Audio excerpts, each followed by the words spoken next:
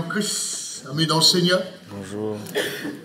Quelle grâce et quel privilège nous avons de pouvoir célébrer, exalter celui, comme nous l'avons entendu, que nous ne voyons pas, mais qui est réellement présent au milieu de nous. Celui que nous voulons exalter, celui que nous voulons honorer, celui que nous voulons adorer également ce matin. Amen. Alors, vous avez les salutations de nos bien-aimés de l'extrême nord, à savoir de Belep, Koumagomen, Ouebo et Poum. Voilà, ainsi que notre frère, le pasteur Émile Newaou également, et son épouse qui, ce matin, nous transmettons les salutations à l'église, aux frères et sœurs de l'église de Nouméa. Amen. Là, sans plus tarder, on va ouvrir la parole de Dieu dans l'évangile selon Jean, le chapitre 5. Un récit que, je dirais, nous connaissons tous. Évangile selon Jean, le chapitre 5. Et nous ferons une lecture à partir du verset 1er.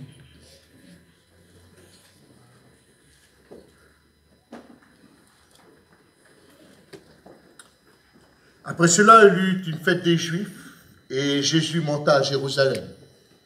Or, à Jérusalem, près de la porte des brebis, il y a une piscine qui s'appelle en hébreu Bethesda, et qui a 5 portiques. Sous ces portiques étaient couchés en grand nombre des malades, des aveugles, des boiteux, des paralytiques, qui attendaient le mouvement de l'eau, car un ange descendait de temps en temps dans la piscine et agitait l'eau. Et celui qui descendait le premier après que l'eau avait été agitée était guéri, quelle que soit sa maladie.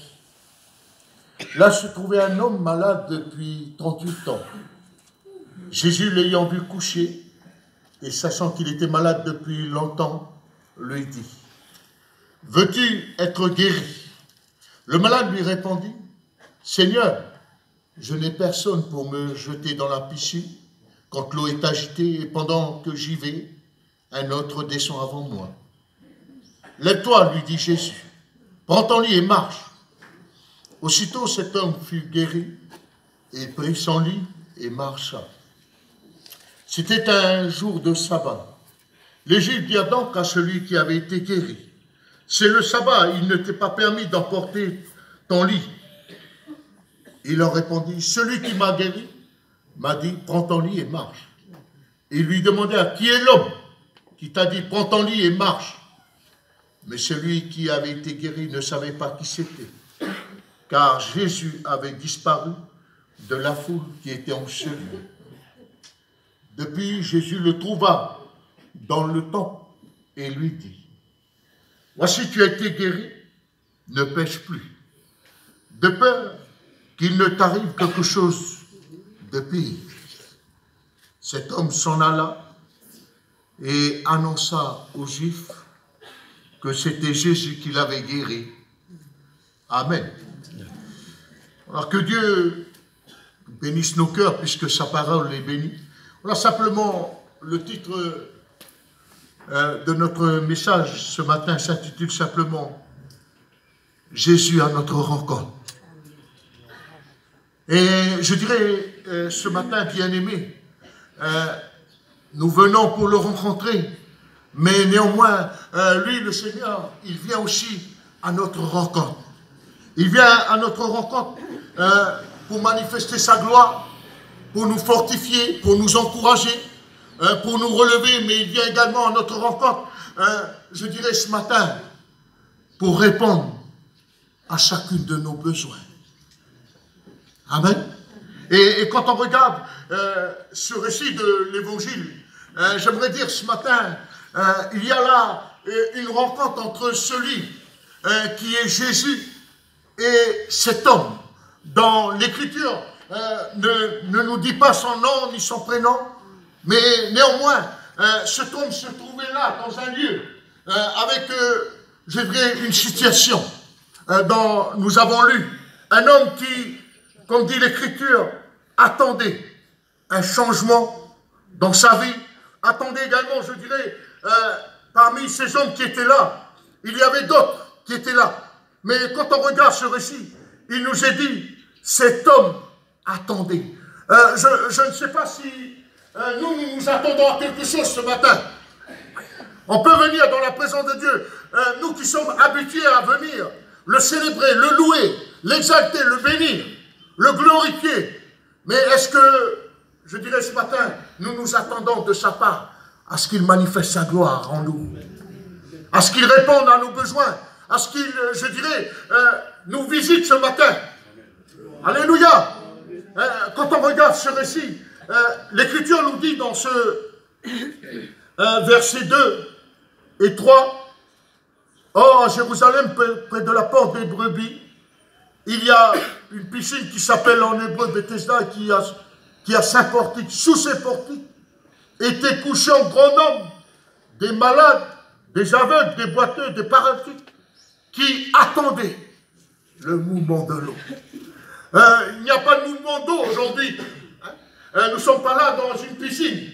Nous sommes là dans un lieu où Jésus s'y trouve. Et je dirais, certainement nous venons, comme on l'a entendu dans la louange, dans l'adoration et dans ce qui a été dit, nous nous attendons à quelque chose.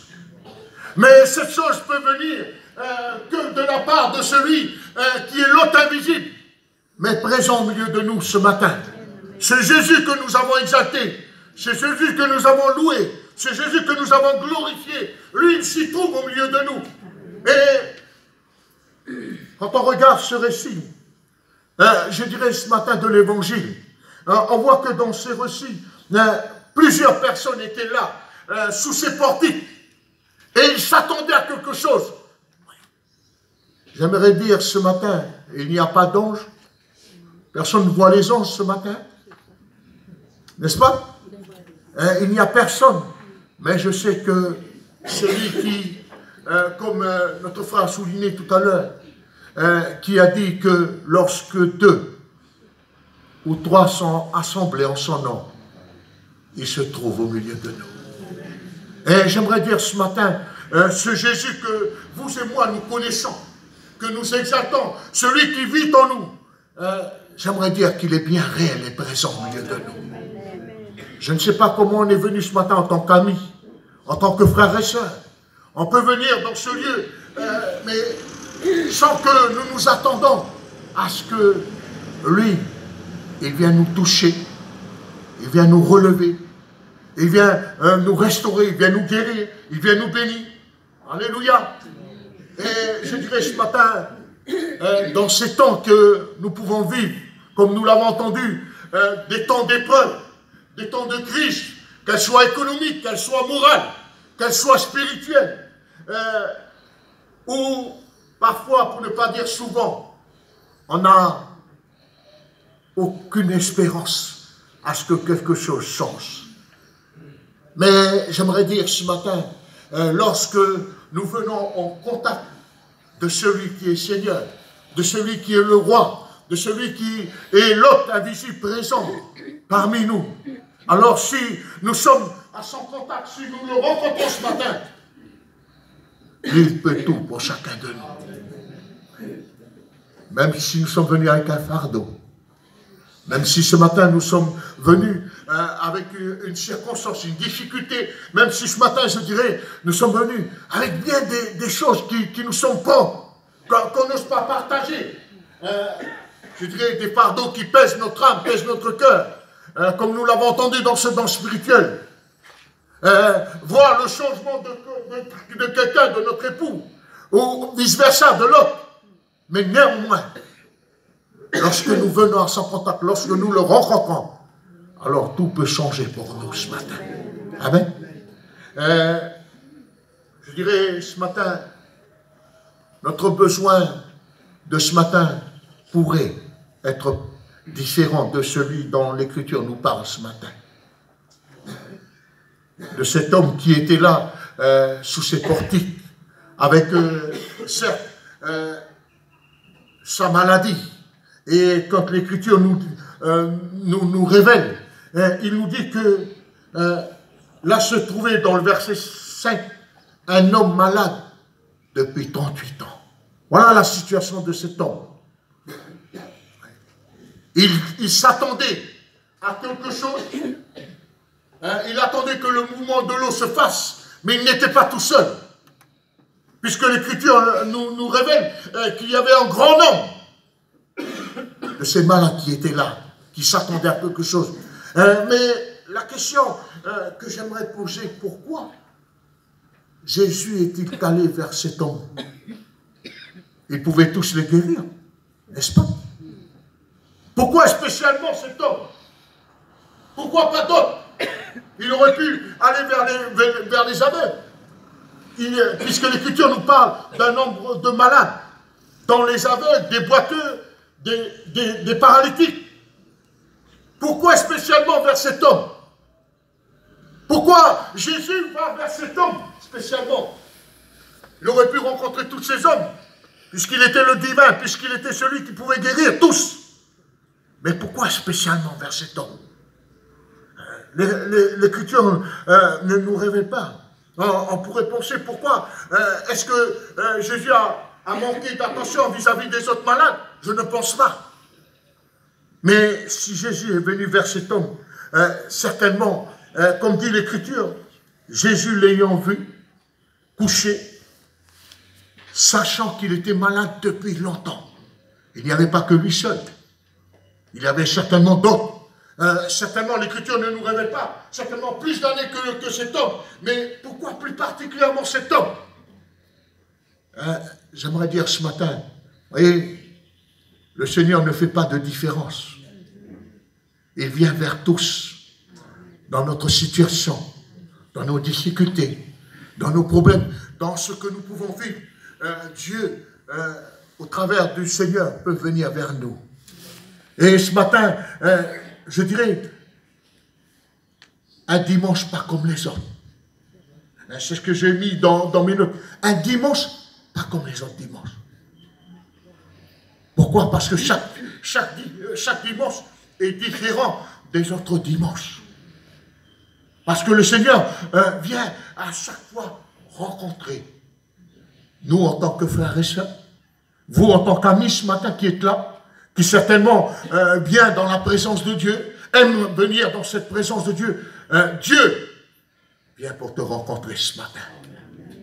Amen. Il vient pour toi ce matin.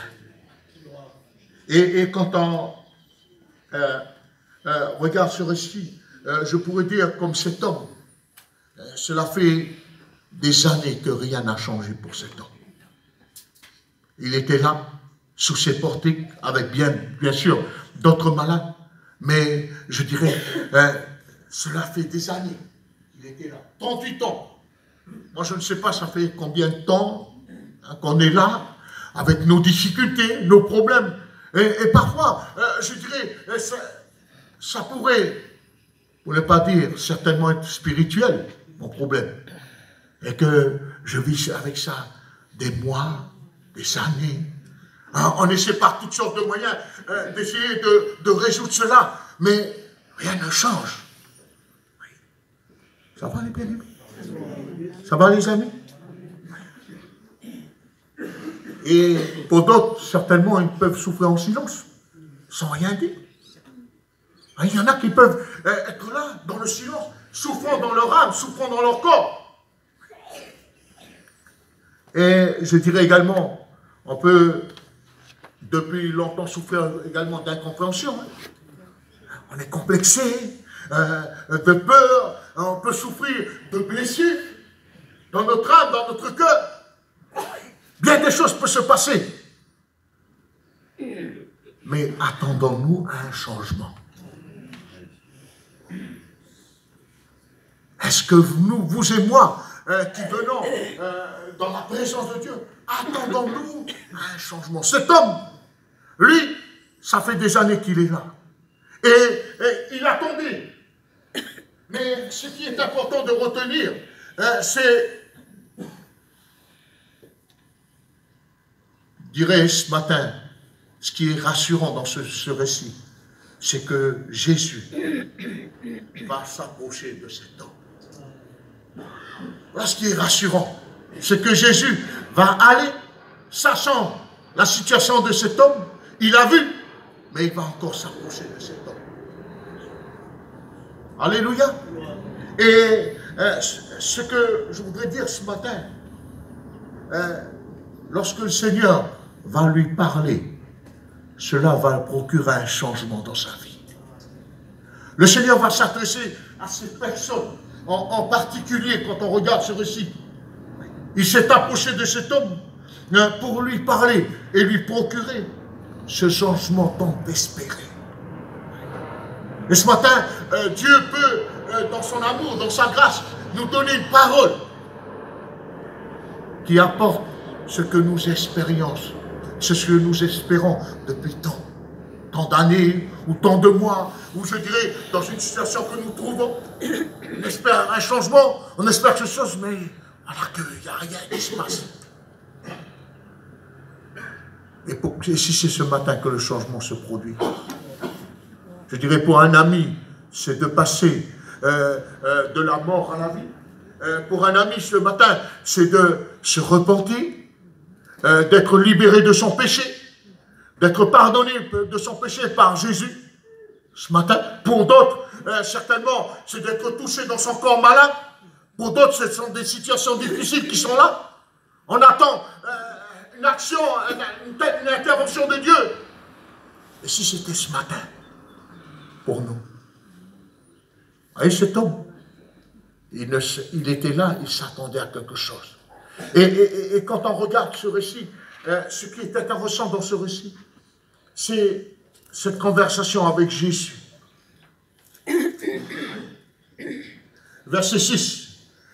Jésus, l'ayant vu coucher et sachant qu'il était malade depuis longtemps, lui dit, « Veux-tu être guéri ?» Le malade lui répondit, « Seigneur, je n'ai personne pour me jeter dans la piscine, et pendant que j'y vais, un autre descend avant moi. Amen. » On voit dans ce récit, malgré les années d'attente, on voit que cet homme espérait trouver la guérison malgré ces années d'attente. C'est lui qui le dit, parce qu'à chaque fois, cet homme a continué à s'avancer pour aller à la piscine. Dans cette piscine. Et c'est lui qui dit à Jésus, pendant que j'y vais, ce qui veut dire, ce n'était pas la première fois qu'il y allait. N'est-ce pas? C'était pas la première fois qu'il allait. Et c'est lui qui dit au Seigneur, dans cette conversation avec Jésus, cet homme dit, pendant que j'y vais, je n'ai personne, mais néanmoins, pendant que j'y vais, quelqu'un descend. Ce qui veut dire que ce n'était pas la première fois qu'il y allait.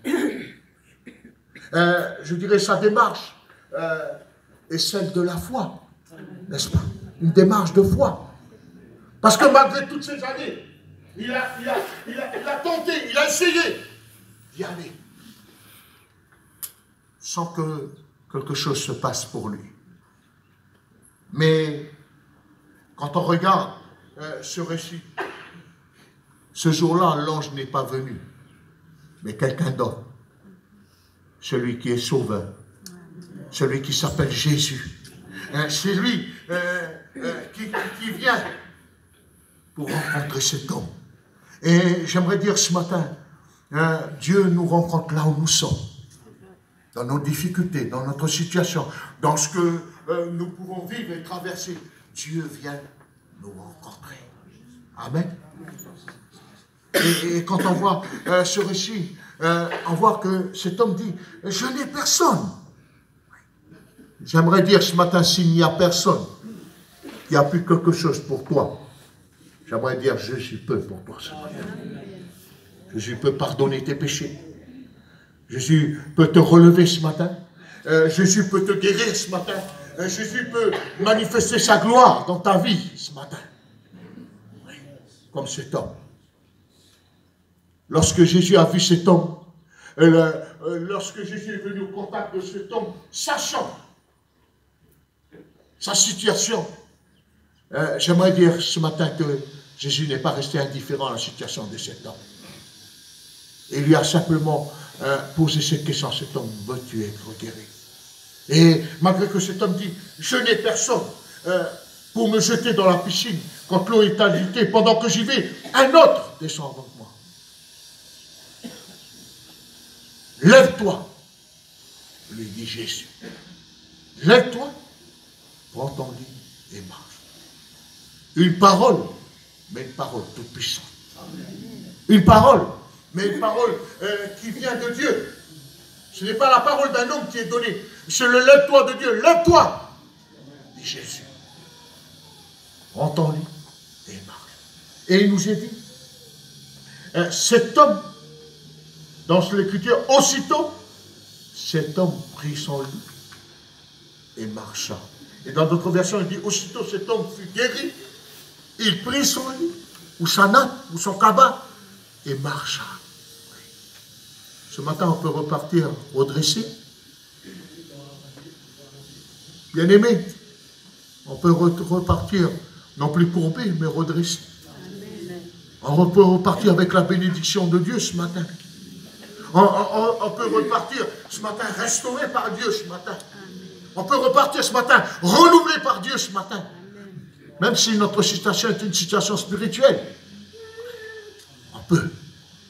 Parce qu'il est là, celui qui est Dieu. Il est au milieu de nous ce matin. Celui qui est Seigneur, celui qui est l'auteur de cette parole, il est là ce matin. Quelle qu'en soit notre situation, on peut ce matin. Lorsque le Seigneur a prononcé cette parole, il nous est dit aussitôt, cet homme fut guéri. Je dirais ce matin, de même pour nous. Nous qui sommes les enfants de Dieu, nous qui connaissons le Seigneur, si la grâce, comme on l'a entendu, nous avons chanté la grâce, nous avons chanté que celui qui est l'auteur du salut de notre âme, l'auteur de la guérison de nos vies, il a encore le pouvoir d'agir ce matin.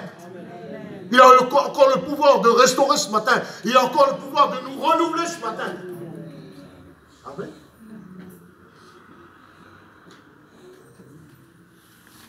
Je dirais, ce n'était pas l'eau qui a été agitée là. L'eau n'était pas en mouvement ni agitée. Mais c'est bien plus. C'est une action de Dieu. C'est le Seigneur lui-même qui va agir. Lève-toi, lui dit Jésus. Prends ton lit et marche. Ce matin, on peut se relever de là où nous sommes tombés. Mais pour cela, je dirais, nous avons besoin de passer par le chemin de la repentance. Oui. Si on veut se lever, et parfois nous avons besoin, pour ne pas dire souvent, passer par le chemin de la repentance. Quand on regarde ce récit, dans ce récit, ce que je vais retenir également, une guérison s'est produite, une guérison a lieu. Cet homme a pu marcher. Je dirais ce matin, nous n'avons pas besoin d'anges ce matin, ni d'une agitation quelconque, mais nous pouvons marcher ce matin au nom du Seigneur Jésus. Amen. Nous pouvons ce matin également marcher dans la vie de l'esprit. N'est-ce pas, bien-aimé? On peut marcher dans la vie de l'esprit ce matin. Sous le commandement du Seigneur. Comme il a dit à cet homme, lève-toi et marche. Ah, cet homme, ça fait des années qu'il ne marchait pas. Mais là, subitement, par la parole de Jésus, il va se lever. Et il se mit à marcher. Amen. Je dirais ce matin, avant que nous puissions, je dirais, conclure notre message ce matin,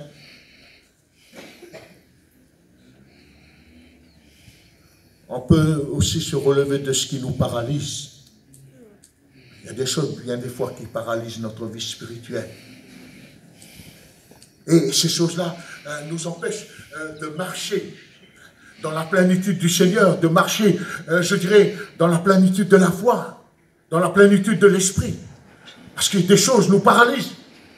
Mais ce matin, il y a possibilité. Avec le Seigneur, c'est possible. Amen.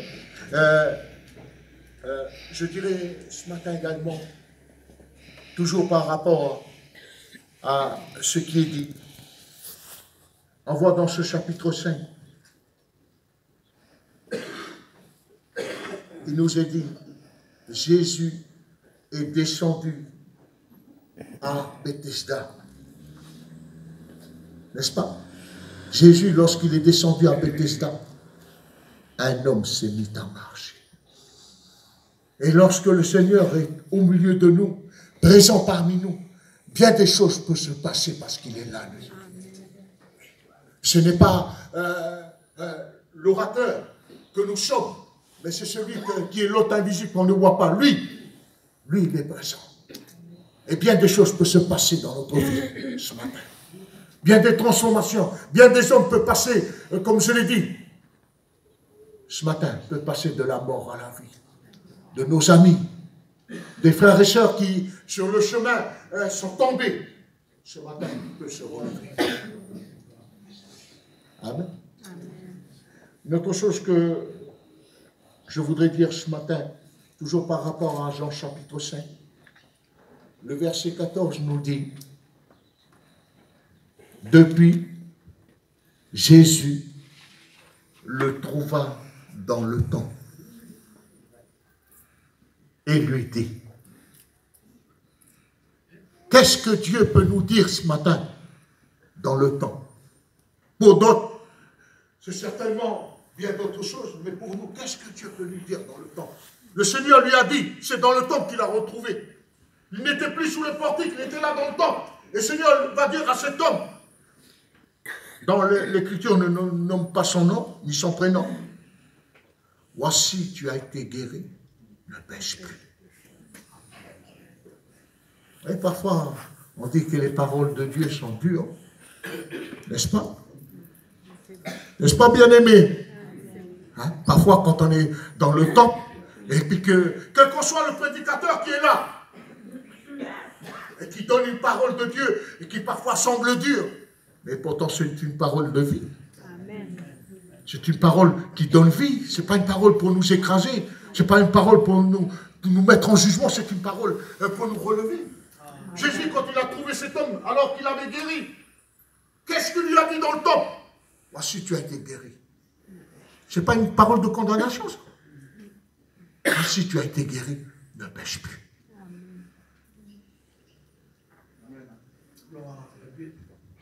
Qu'est-ce que Dieu peut me dire ce matin, à moi qui suis son enfant? Ou je dirais à vous, amis, ce matin, qui êtes venus, qu'est-ce que le Seigneur pourrait nous dire ce matin? Au départ, il était là. Sous ces portiques, il a rencontré cet homme. Il a déversé sa grâce, son amour, sa miséricorde à l'égard de cet homme, là où il était. Cet homme s'est relevé de là où il était. 38 ans. Il n'y avait personne pour le secourir, pour venir à son aide, seul Jésus. Mais lorsque le Seigneur va venir, et lorsqu'il va venir à la rencontre de cet homme, dans le temps, quand Jésus va trouver cet homme dans le temps, il va lui dire, ah, c'est une parole d'amour qu'il lui dit, n'est-ce pas bien? Une parole d'amour, une parole de miséricorde, une parole de grâce. Voici, tu as été guéri, ne pêche pas. Alléluia. Parfois, nous avons besoin aussi d'entendre de ces paroles du Seigneur. Même si Dieu est miséricordieux, même si Dieu est amour, même si Dieu est grâce, mais néanmoins, parfois, Dieu, dans son amour, pour ne pas dire souvent, nous parle. Comme il a dit à cet homme, dans le temps. Ils étaient dans le temps. Cet homme ne savait pas qui c'était. Quand on lit l'histoire de cet homme, il ne savait pas qui c'était. Quand les Juifs lui ont demandé, quand les responsables du temple lui ont demandé, mais c'est le jour du sabbat. Il ne faut pas que tu marches avec ta natte ou avec ton cabas. Ce n'est pas le moment. C'est un jour exceptionnel. Mais j'aimerais dire, chaque jour est exceptionnel pour Dieu. Parce que Dieu, dans son amour, fait grâce. Dieu, dans son amour, nous relève. Dieu, dans son amour, nous donne une parole de vie. Même si cette parole, parfois, remue nos entrailles, nos traites. Mais c'est dans son amour qu'il le donne. Dans sa grâce. Comme il dit, voici, tu as été guéri, ne pêche plus. De peur qu'il ne t'arrive quelque chose de pire.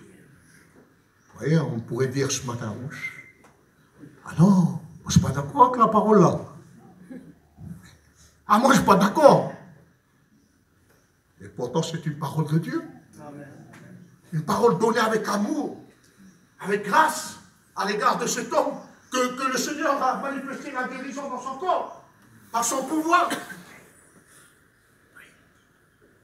Lorsque Dieu parle, c'est toujours pour notre bien. C'est jamais pour notre malheur. Et même si parfois ça remue nos entrailles, je dirais, ça remue le fond de notre âme et de notre cœur, ça réveille notre conscience qui s'est endormie ou qui est dans le péché. Et quand Dieu donne une parole, ce n'est jamais au hasard. C'est toujours à propos pour nous. Alléluia. Comme on voit dans ce récit. Lui, il n'a pas trouvé Jésus. Jésus, il est venu le rencontrer. Mais dans le temple, c'est encore Jésus qui le trouve. Depuis, Jésus le trouva dans le temple. Toujours, vous voyez, la parole qu'il lui a donnée. Lève-toi, dit Jésus. Prends ton lit et marche. C'est une parole qu'il a donnée. Ah, une parole puissante. Une parole avec autorité. Une parole de grâce. Une parole de miséricorde. Une parole qui va amener la guérison de cet homme qui était dans les ténèbres pendant 38 ans. Mais dans le temps, il lui donne encore une parole. Mais ce n'est pas dans le but qu'il se perd. C'est dans le but qu'il se relève. Dans le but que son âme soit fortifiée. Dans le but qu'il marche. Non plus dans le péché, mais qu'il marche sur le chemin tracé par le Seigneur, comme chacun de nous. Nous avons besoin de marcher dans l'obéissance à sa parole. Nous avons besoin de marcher dans la mise en pratique de sa parole. Que Dieu nous aide. Et quand on regarde ce récit, je dirais ce matin, il nous est dit, cet homme s'en alla et annonça aux Juifs que c'était Jésus qui l'avait guéri. Au départ, il ne savait pas qui c'était. Mais lorsqu'il va retourner vers les Juifs, il va leur dire qui c'était. C'est Jésus qui m'a guéri. On pourrait dire ce matin, on peut repartir, ah, Jésus m'a parlé. Jésus m'a relevé. Jésus m'a guéri, Jésus m'a pardonné. Jésus a interpellé mon cœur. Vous voyez, souvent, comme notre frère, je crois le matin de nos réunions, Pasteur Philippe Pouillard a chanté ce cœur qu'on chante souvent dans nos églises. Parle à mon cœur, Seigneur. Parce qu'il n'y a que toi qui peux parler à mon cœur. Mais quand le Seigneur parle à mon cœur, quelle est ma réponse? Oui, sur notre, je dirais, sur notre visage, je ne vois pas, mais dedans, comment ça se passe? Il n'y a que Dieu qui voit.